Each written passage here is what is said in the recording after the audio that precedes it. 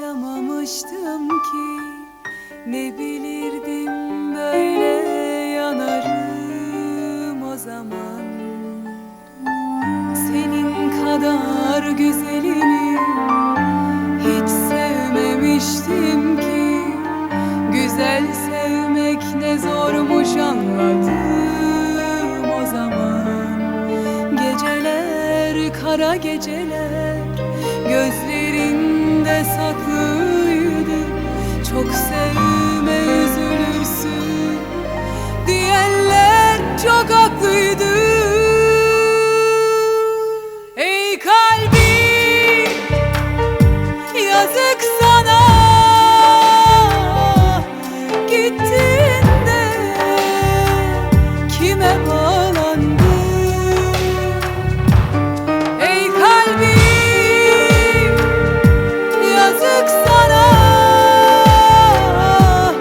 bağlandın. Beni de yaktın, sen tükendin.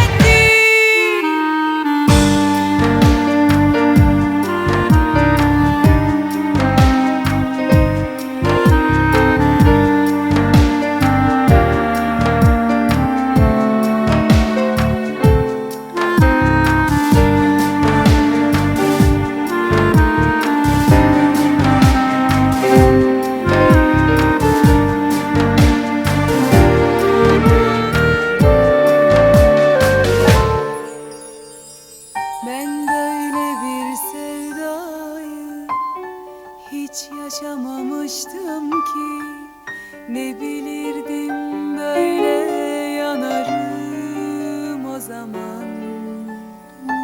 Senin kadar güzelini hiç sevmemiştim ki, güzel sevmek ne zormuş anladım o zaman.